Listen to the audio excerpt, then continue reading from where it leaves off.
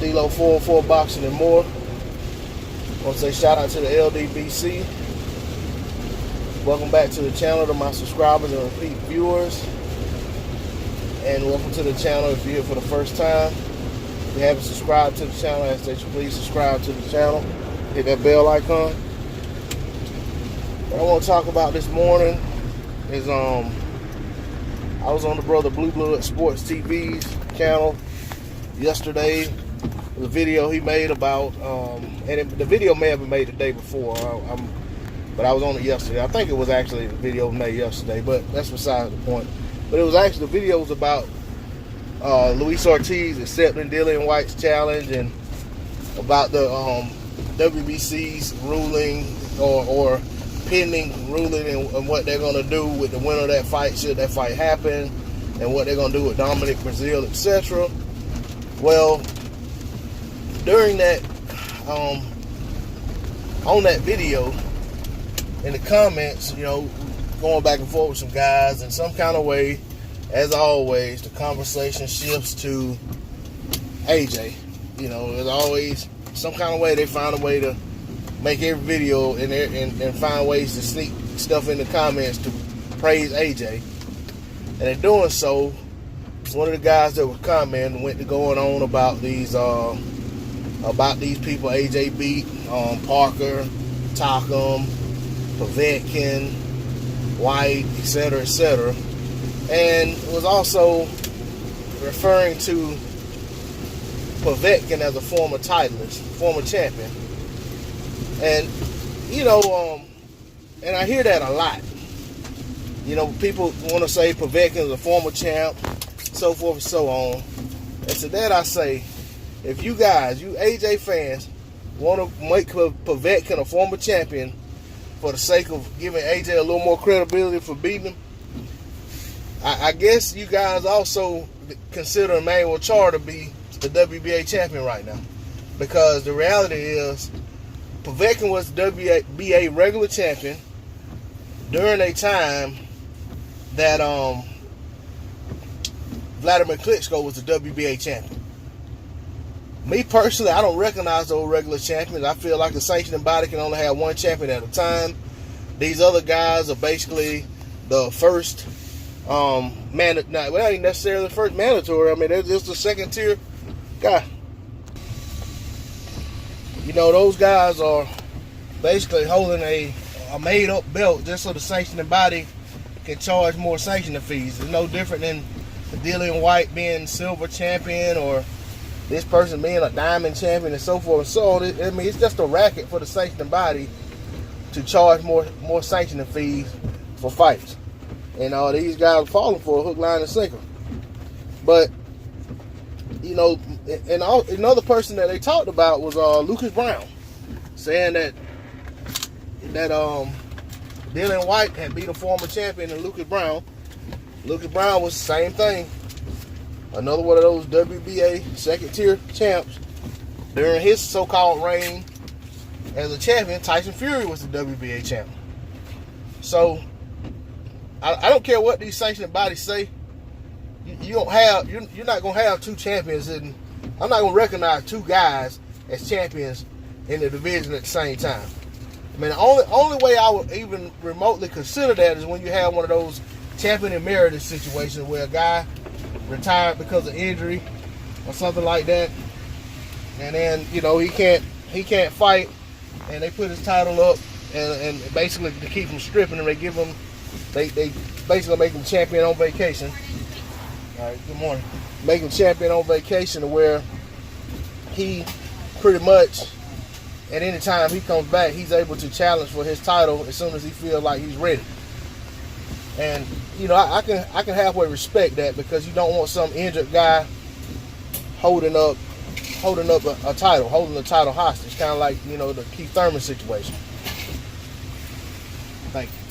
Have a strawberry jam, please. But also, in that regard,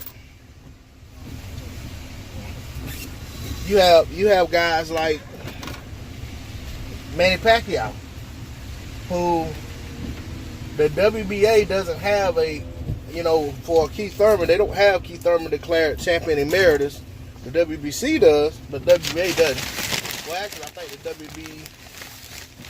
WBC, well, yeah.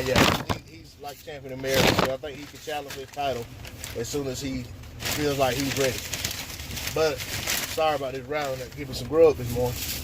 But with Keith Thurman, he's the WBA champ.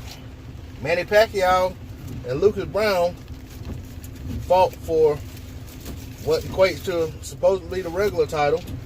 But like I said, those regular titles carry no more weight, no more luster than any belt you can go buy off the rack at Walmart, JCPenney's, or wherever you shop at. It's just a belt. And like I said, these guys fall for that, paying these sanctioning fees. And maybe the belts get them a little more luster, a little more credibility, maybe because you have other guys out there who are silly enough to chase after those belts. But most of the time, the guys that end up being regular champions don't even fight the so-called super champion. So it's not even like it's a number one mandatory type status. It's just a opportunity. It's just an opportunity for the sanctioning bodies, like I said a minute ago, to basically rob these guys of some of their purse. But unless you AJ fans are consider Manuel Char to be a champion right now, to be the WBA champion. Don't keep going on about Lucas Brown was a champion and Povetkin was a champion. All those guys were belt holders in every definition of the word. And they were holding a belt that really didn't mean anything.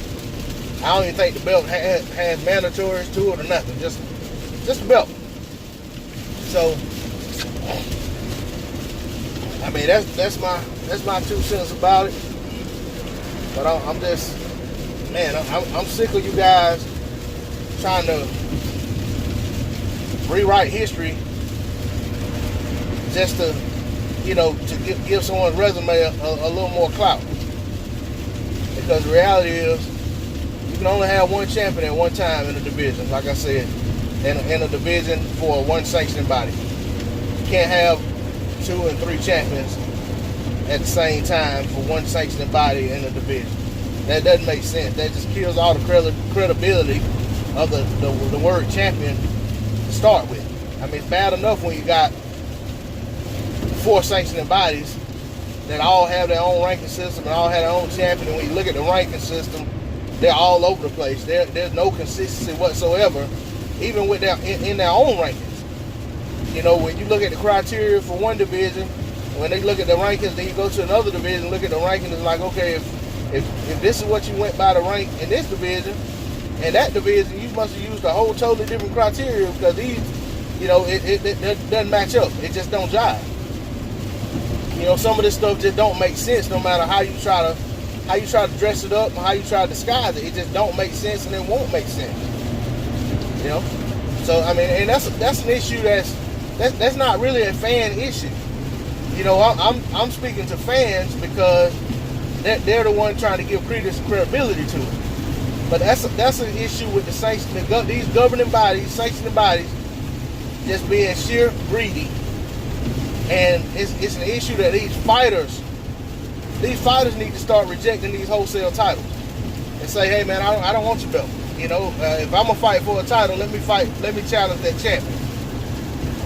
We're not gonna be recognizing these regular and irregular and super duper champion and all that stuff. I mean, that's just silly. Like I said, it kills the credibility of the word champion in its entirety. I mean, that's what it does. And I just can't get down with that.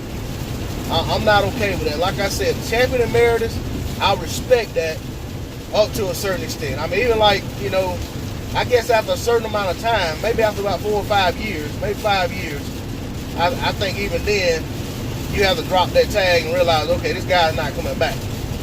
I mean, you're not going to find very many Vitaly Klitschko's who walk away from the sport for about 4 years, come back, first fight back, and take his title back.